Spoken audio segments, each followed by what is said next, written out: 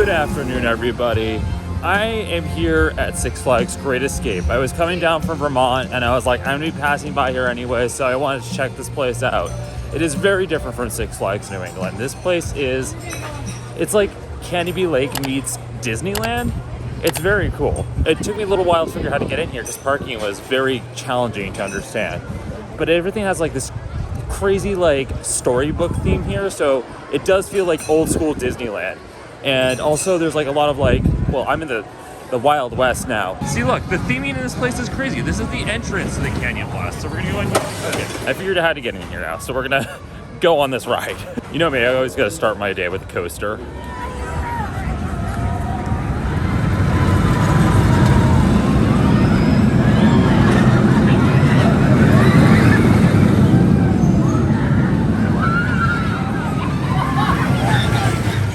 Okay, I got my day started a little bit here with the roller coaster.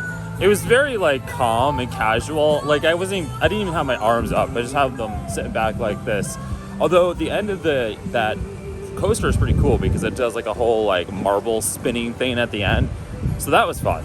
This place seems to have much better theming than Six Flags New England. Like we have like Metropolis and that's it. But right now, I guess I'm about to be forced to make a decision here between the Outlaw and the Steven Seaman. All right, I'm gonna do the Outlaw first because from what I understand, it is the best throw right here. So we're gonna knock this one out of the park before we go on anything else.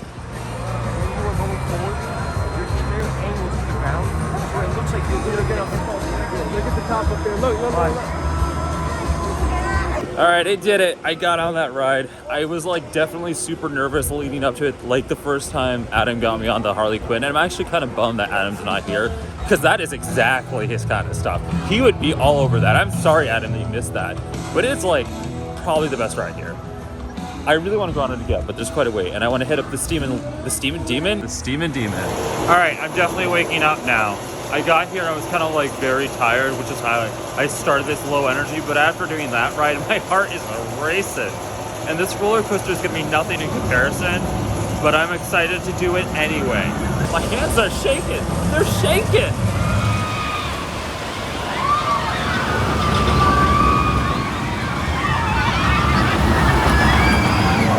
So the Steven Seaman is very, very short, and it rocked me around in a way that I haven't felt in my head to do in a long time.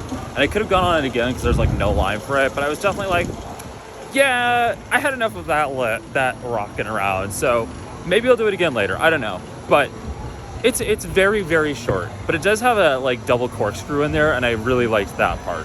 But that's like the entire ride. There's my new friend. Oh.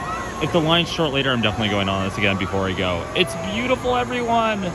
Don't mind me just hanging with my buddy Bill here. He says hello. So let's take a break from all the rides and go into the Ghost Town Marshal. Okay, it really is just a jail cell. This would be a great photo op if like literally any of my friends were here. So is anyone up for a round of the Cat and I Joe? There was like an actual person that played this character from 1957 to 2007. What? Look at him. He was doing it like, I mean, he's older here, but he was doing it here when he was younger. What? Okay, so this makes more sense to me now. These are his costumes. Excelsior! One of the things I do appreciate about this park is that it's got that Canopy Lake park feel where it's not only in the woods, but it is also has all this like amazing theming. And there's like a whole section here where the kids can run in and out of like this Westworld situation. I'm too big for it. But we're gonna at least go over here and check out this haunted cave. Let's go into Ghost Town. I have no idea what this is. I think it's just a little cave. What is this? I've just been walking through this cave, almost walking into other people turning corners.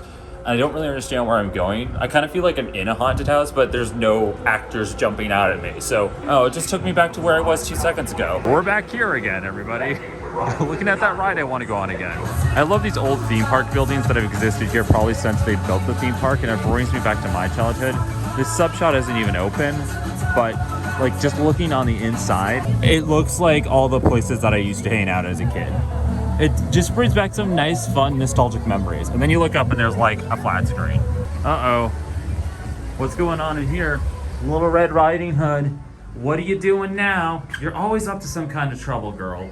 Like, seriously, just stay in your own house. Don't go into the woods. Don't hang out with, like, a big bad wolf unless it's your friend.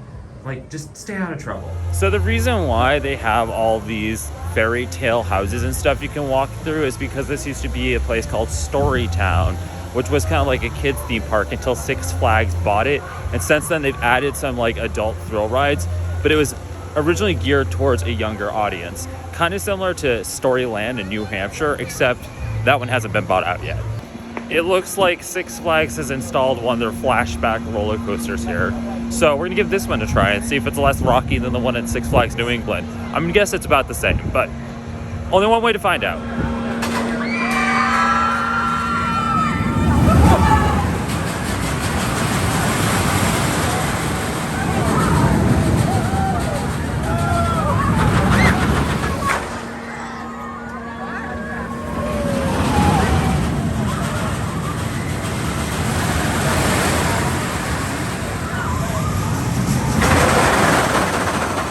Okay, so Adam was telling me, because apparently he's been here before, that this train station here would take you through the whole park, including the woods area, and tell you the history of the park.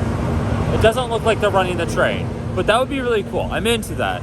I don't know if they run it anymore, or if they're just not running it right now. Also, you can't hear me because the fire bell's running. Also, what is up with this bridge? I mean, it is really hard to walk up. And yes, like all the other Six Flags locations, there is a hurricane harbor here. I don't know where everybody's going though, because it doesn't appear to be open at this point. So I don't know where all these people in clothes that aren't bathing suits are going. And while it's not running right now, they have actual go-karts you could do here. This is called the Extreme Supernova, also known as the Harley Quinn Jr. And here's the remaining one wooden coaster here. So of course I'm gonna go on it because there is like no line.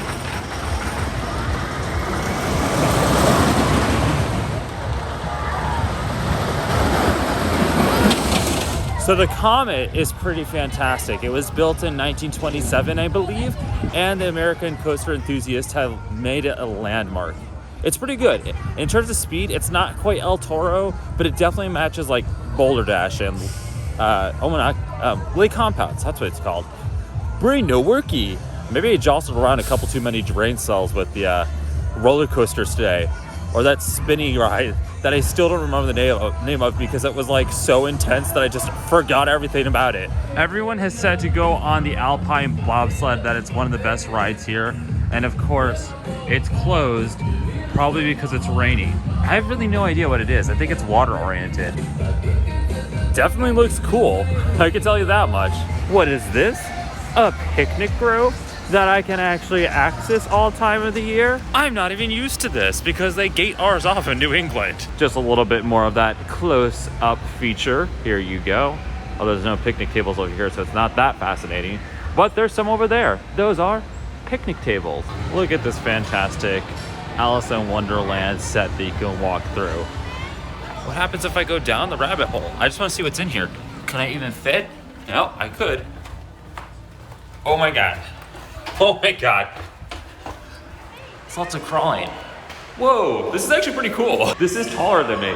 Just for some reference right here, like that is bigger than me, as it happens in Alice in Wonderland. Surprise. Excuse me.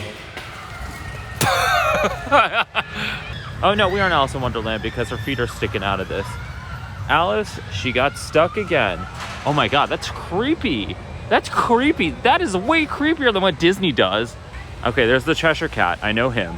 I thought this tree had a face, and then I was like, oh wait, no, that's still the Cheshire Cat. That's how this works. That's the walrus. Here is the creepiest Tweedledee and Tweedledum that I've ever seen. I don't even know what's happening with the caterpillar at this point. It's the Mad Hatter and the Mad Hare and one mouse. I see some card people, and no, that does not mean that Gambit's coming. It means the evil Queen of Hearts herself. Again, way creepier than what Disney does. Bye, Alice. There are multiple performance spaces here, which is very different from Six Flags New England. I'm assuming they don't use them right now because of COVID, but I would really like to see what they do like next year. I am climbing a very tall hill to see a shoe. Old woman in a shoe. My mom always liked this story, I think. Who knows? Maybe I'm making that up. What? Wait, I can really go inside this shoe. It's echoey in here. Echo! It's like doing squats, walking through these houses. We used to have this like piggy bank on top of the fridge when I was a kid, and it was the old woman in the shoe. And we put all of our quarters and pennies and stuff in there. I don't know if we ever cashed them out, but I just know that's where all the spare change went. And that's how I know the fairy tale of the woman in the shoe, because otherwise I would not know. I'm in the car, and you know what that means. That means I'm gonna wrap up this video. Okay, so this is the first time I've ever been to Six Flags Great Escape. It is a fantastic little park. Now, a lot of people will tell you that it's kind of like the redheaded stepchild of all the Six Flags parks because it doesn't have a lot of thrill rides, but it has a lot of theming and character to it. Like literally, there are fairy tale characters scattering the lawns, and it's beautiful. It brings me back to old theme parks. It reminds me a lot of like Compounce and Canopy Lake Park, and it gives me an old school fair and theme park vibe. I was all for it. I mean, I don't need to show you. You all just saw it in the video. My favorite ride 100% was that rodeo ride that just spun us around. It was so high. I'm going to explain what it does, but you basically get into the seat and then it spins while the seats flip you. So it felt like a mix between Harley Quinn and the Joker. And then when they would load up the next group of people, we sat at the top, like just for like full 5 minutes looking at the view, and then we'd go backwards on the ride for a few rounds. So it was awesome. The coasters here are like, okay. I mean, there wasn't anything that was super significant to me. And, well, I guess that's not true. The Comet, the wooden coaster, was really cool. Like, I've not been on a coaster that fast besides the Boulder Dash and El Toro. And this one's from, like, almost 100 years ago. Actually, no, it is 100 years ago at this point. Wow. Okay, that's an old wooden coaster. If you enjoyed this vlog, please give it a thumbs up and hit that subscribe button down below. Be sure to check me out all over the internet. And you can watch me play video games on Twitch. And if you want, you can support me on Patreon and tip me over there. Anything you want to contribute helps me continue making videos like this one. Every day's an adventure, and live your best life.